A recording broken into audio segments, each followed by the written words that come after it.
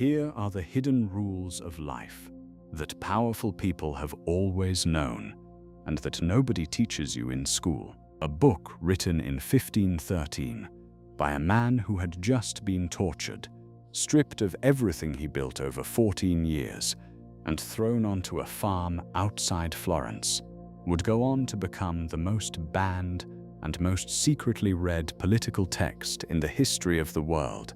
That man was Niccolò Machiavelli, and what he wrote was not really about kings or princes. It was about how life actually operates, in the rooms where power is quietly decided, and in the people standing right next to you. Today we are going to break all of it down.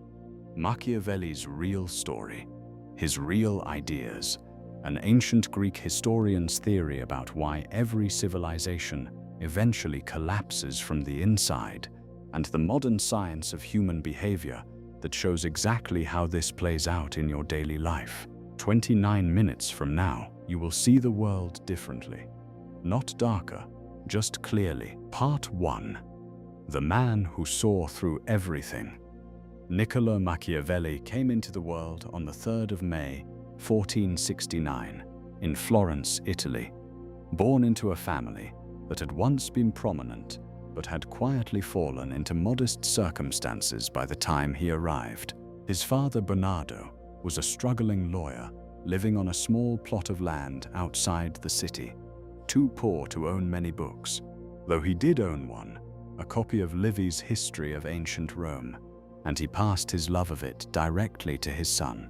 Machiavelli was studying Latin by age 7 and translating works into Latin by 12, which tells you everything about the kind of mind he was developing. For roughly a decade after that, the historical record goes almost completely quiet on him. What we do know is what he returned to.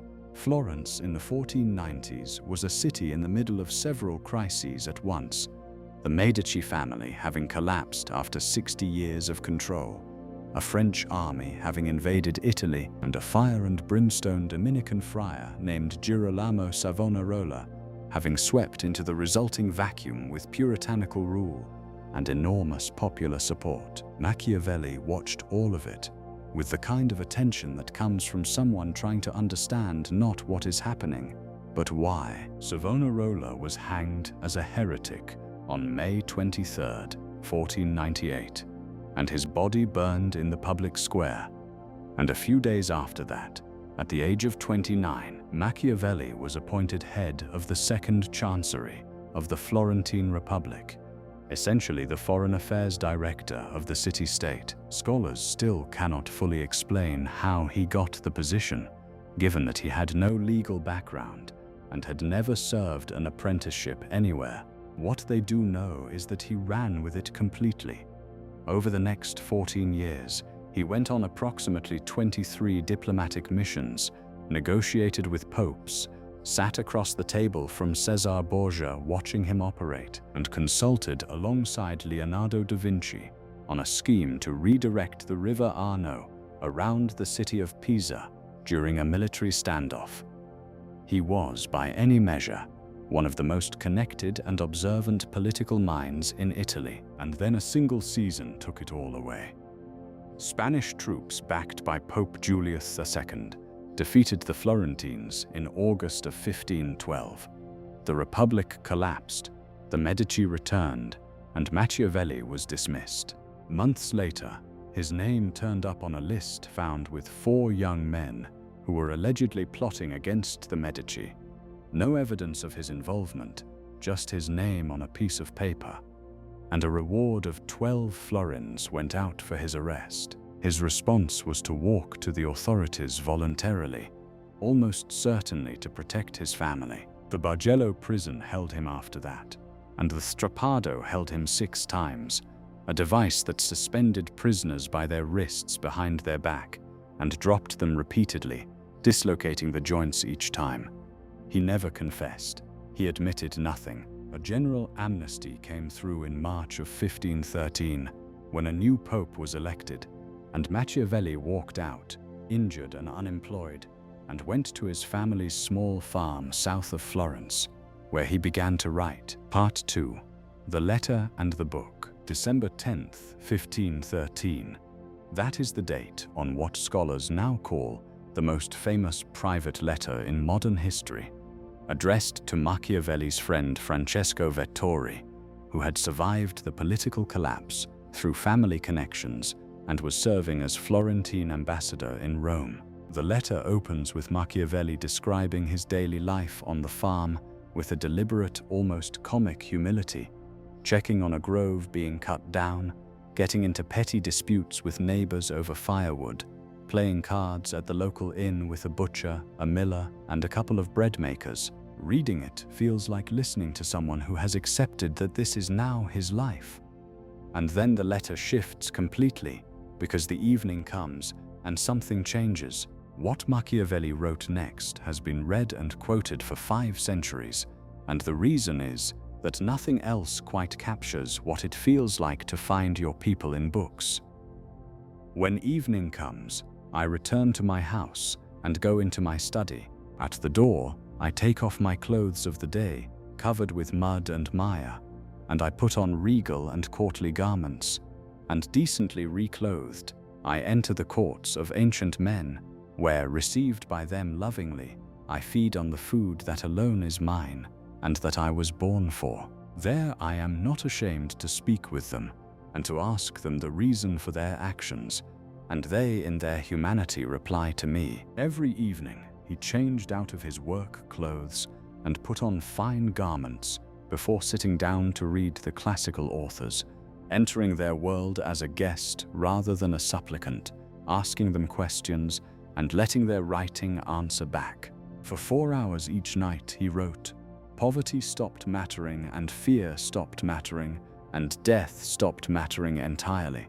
Near the end of this same letter, almost as an afterthought, he mentioned to Vettori that he had put together a small work on the subject of principalities, a whimsy he called it, and asked his friend to show it to the Medici, hoping it might earn him a way back into public life. Lorenzo de' Medici received the work and showed no interest at all, and the book that Machiavelli had called a whimsy circulated among friends in manuscript form for the rest of his life, published 5 years after his death. That whimsy was The Prince, Part 3. What the book actually says. Political philosophy before The Prince ran on a fairly consistent assumption that a good ruler should be humble, moral, generous, and pious, that governing with Christian virtue would result in just outcomes, and that the books written for rulers, called mirrors for princes, were essentially instruction manuals in how to be a decent person in power. Machiavelli read all of those books, spent 14 years watching how power actually moved, and came to a different conclusion. Good men he had watched lost everything. Ruthless operators accumulated and held power with striking efficiency, and nobody demonstrated this more vividly than Cesare Borgia, the illegitimate son of Pope Alexander VI, who became a cardinal at 18 and then resigned the position entirely to pursue military power, going on to conquer city after city across central Italy through a combination of force, deception, and cold calculation. Machiavelli had observed Borgia up close during his diplomatic missions, and 2 specific moments from Borgia's career stayed with him permanently. The first was the Senigallia incident of 1502. Borgia's own mercenary commanders had rebelled against him, and his response was to invite the rebel leaders to a meeting, with gifts, with reassurances, with every outward signal of reconciliation. They came. He had them arrested and strangled. Machiavelli was present in the immediate aftermath, and he called it a masterpiece, not because it was good, but because it worked. A rebellion that had destabilized the region for months ended overnight. The second moment was what Borgia did in the Romagna region, where he first installed a brutal governor named Ramiro de Orco to impose order by fear, let the man do the ugly work of pacifying a lawless territory, and then had him publicly executed once the work was done, cut in 2, placed in the town square with a bloody knife beside the body. The message to the people was exact and deliberate. The cruelty was never mine. and the man responsible for it has now been punished by my justice. Machiavelli recorded that the public was left at once satisfied and stupefied. That is a level of perception management that most people never consider possible. None of it saved Borgia in the end. When his father, the Pope, died unexpectedly in 1503, the political foundation holding everything together collapsed within weeks. A hostile Pope took power, and Borgia, who had come closer than almost anyone to unifying central Italy, died in battle in Spain in 1507 at 31 years old. Fortune had giveth and fortune had taketh away, and Borgia had never fully freed himself from dependence on his father's position. Machiavelli carried that lesson into The Prince and framed it plainly. The fact is that a man who wants to act virtuously in every way necessarily comes to grief among so many who are not virtuous. That sentence is not a call to cruelty, it is a call to clarity. In a world where many people will not keep their word, will act in their own interest regardless of what they promised, will smile at you while planning your removal, a person who refuses to account for that reality will be destroyed by it. Naivety is not innocence, it is just expensive. Two concepts sit at the center of everything Machiavelli wrote: virtù and fortuna. Fortune is everything outside your control. The tides of circumstance, the unexpected deaths of popes, the invasion of armies, and he compared it to a violent river that tears through everything when it floods. But when the river runs calm, you can build banks, construct channels, prepare the ground so that when the flood comes, the damage is contained and directed rather than random and total. Virtù is your capacity to do that preparing, not virtue in the moral sense, but something closer to skill, decisiveness, adaptability, and will. Fortune controls roughly half of what happens to you. The other half belongs to how you use yours. Now here is where behavioral analyst Chase Hughes, who spent years training military intelligence and law enforcement personnel in human behavior, adds something that reads like a translation of Machiavelli into the language of daily life. Hughes frames 4 universal truths about people. Everyone is suffering and insecure underneath the surface. Everyone wears a mask to manage how they appear. Everyone pretends not to be wearing one, and everyone was shaped by experiences they did not choose. Beneath every person's outward presentation, he argues, sits a set of hidden social needs: a need to feel important, a need for approval, a need for acceptance, and for each need, a hidden corresponding fear. The person who needs to feel significant secretly fears being dismissed as irrelevant. The person driven by a need for approval fears rejection above almost everything else. And here is the part that matters. These needs and fears are operating constantly, shaping decisions and reactions, without the person being consciously aware of it most of the time. What Machiavelli called the operational layer, the actual mechanics underneath the stated reasons people give for their behavior. Hughes is describing the biological engine that produces it. Every interaction you have is shaped by needs and fears the other person has never told you about, and in most cases has never told themselves. Machiavelli observed this in the courts of Renaissance Italy. Hughes documented it in interrogation rooms and boardrooms. The mechanism is identical. The Catholic Church placed every work Machiavelli ever wrote on its index of prohibited books in 1559. Protestant Europe condemned him. Elizabethan England banned him, and yet at least 30 manuscript copies of The Prince survived from that era in England alone, copied out by hand and passed between readers despite the ban, because people understood at some level that the book was telling them something true, something that the stated layer of society was actively working to suppress. Part 4. The cycle that never breaks. Machiavelli did not develop his ideas in isolation. Running underneath everything he wrote was a framework that came from an ancient Greek historian named Polybius, And once you understand this framework, you will recognize it everywhere you look. Polybius lived from approximately 200 to 118 BC, taken to Rome as a political prisoner who became a witness to Rome's rise and spent his life trying to answer a single question: why did Rome succeed where every other civilization eventually failed? Book 6 of his Histories holds the answer he arrived at, a theory he called Anacyclosis, from the Greek for recurring cycle. And the theory runs like this: every form of government carries the seeds of its own collapse inside it, not because of bad luck, but because of human nature, which does not change. The sequence begins with monarchy. One strong and just ruler rises from chaos and builds stability, but monarchy cannot hold its shape across generations, because the king's children inherit power they never earned and never sacrificed for. And so the justice of the monarch decays, slowly and then quickly, into the pride of the tyrant. The best citizens rise up and replace the tyrant with aristocracy, wise governance for the benefit of all. But the virtue of the aristocrat decays into the indulgence of the oligarch as the ruling class gradually stops serving the public and starts serving itself. The people rise again and establish democracy. But the equality of the democrat eventually decays into what Polybius called ochlocracy, mob rule, where passion replaces reason.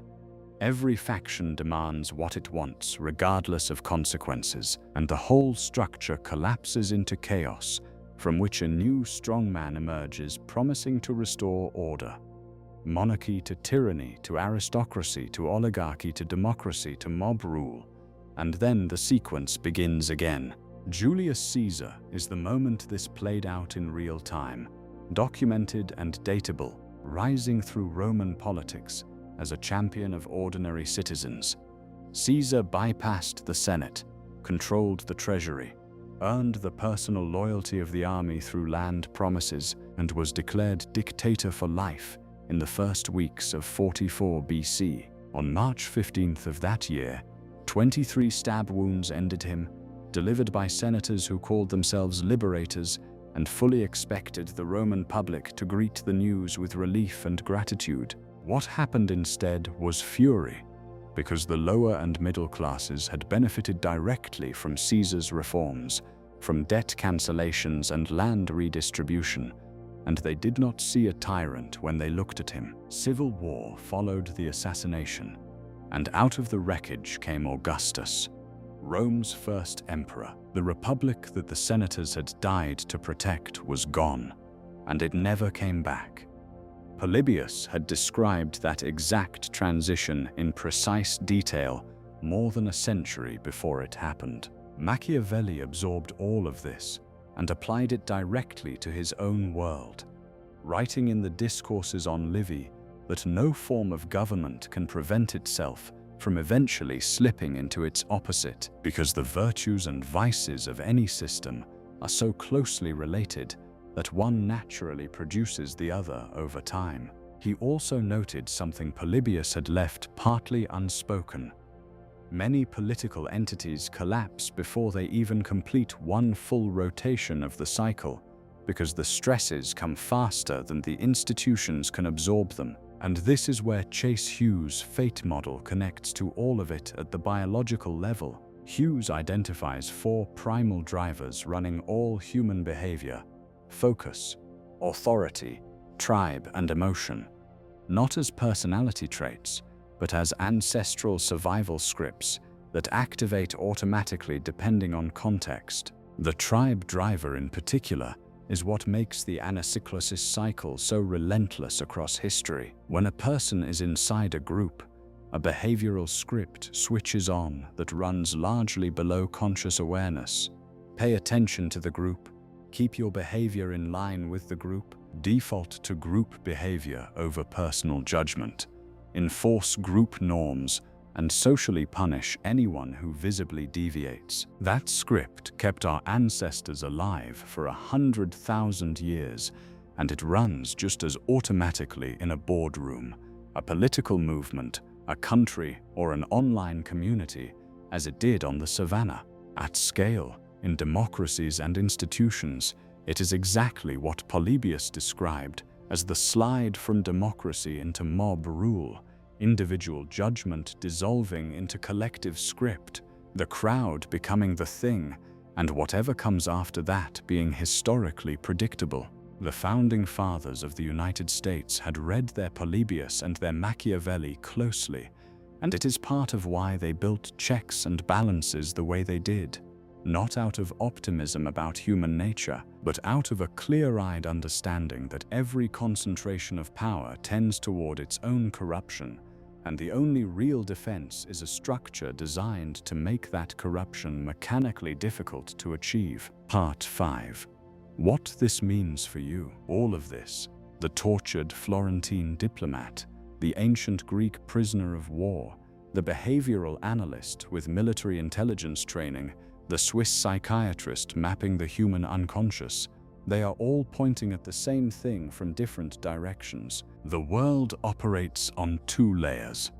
There is the stated layer, the reasons people give for their decisions, the values organizations display on their walls, the image that institutions and individuals project of themselves in public. And there is the operational layer, how decisions actually get made, who actually holds power, what rules actually govern behavior when nobody is performing for an audience. From childhood, most people are taught to navigate the stated layer. The people who are consistently effective, for better or worse, have learned to read the operational one.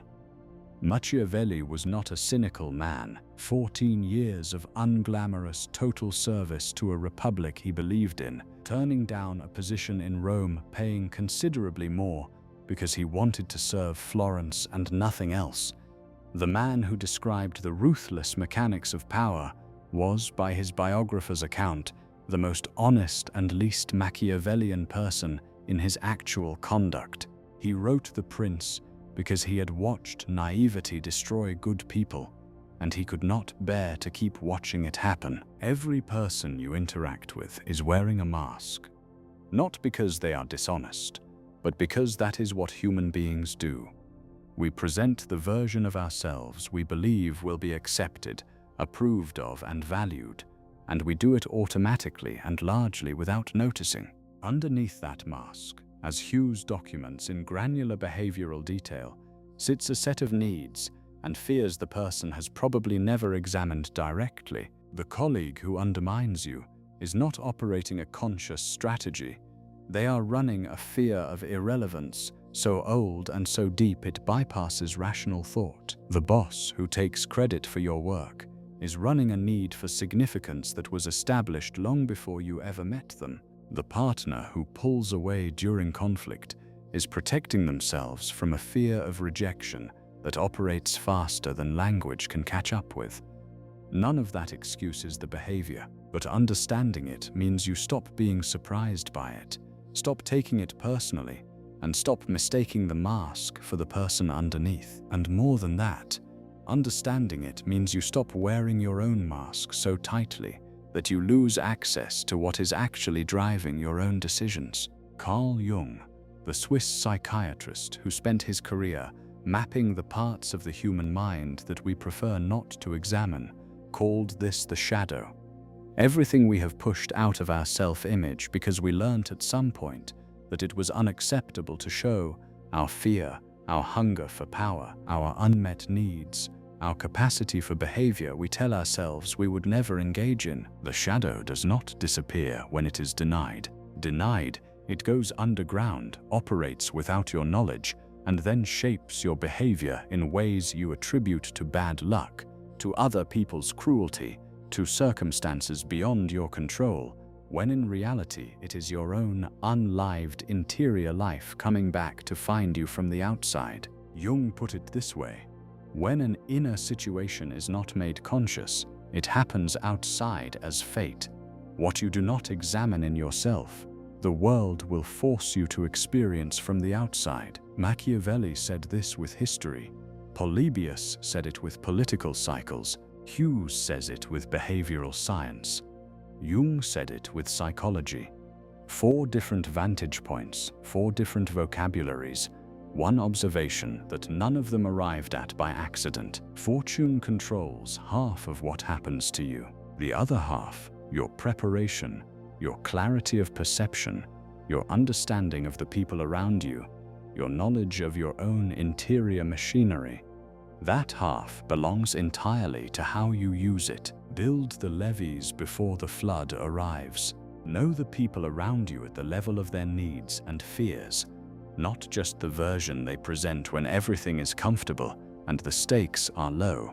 Understand that every system you belong to, your company, your country, your family, your community, sits somewhere in a cycle, and that what built it is rarely what sustains it, and what sustains it is rarely what the people inside it believe it to be. Knowing where you are in the cycle is not the same as being defeated by it. The founders knew the cycle and designed their institutions around it.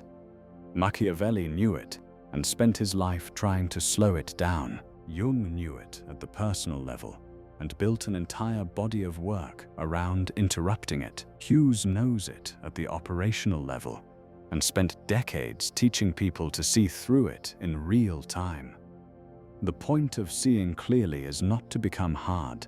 It is to stop being blindsided. It is to stop losing to things that were always predictable. It is to stop being the person who is shocked when someone behaves exactly as human nature, documented across 2,500 years of careful observation, said they would. Conclusion. Machiavelli died on June 21st, 1527, 58 years old. Denied the political role he spent his entire adult life trying to reclaim. The republic he had devoted himself to was briefly restored in his final weeks, and the people running it refused him a position because of his association with the Medici he had tried to impress. Santa Croce in Florence holds his tomb, the same church from which he had been banned during his final years. Within a generation of his death, his name had become shorthand for manipulation and moral darkness. Every work he ever produced landed on the Catholic Church's list of prohibited books in 5059. Protestant Europe condemned him separately. Elizabethan England banned him outright, and yet 30 manuscript copies of The Prince survived from England alone, hand-copied and passed between readers who were supposed to be protected from it. And over the centuries since then, the book has been translated into more than 200 languages and has never once gone out of print. That fact contains its own argument. People know, somewhere underneath the stated layer of things, that the book is telling the truth.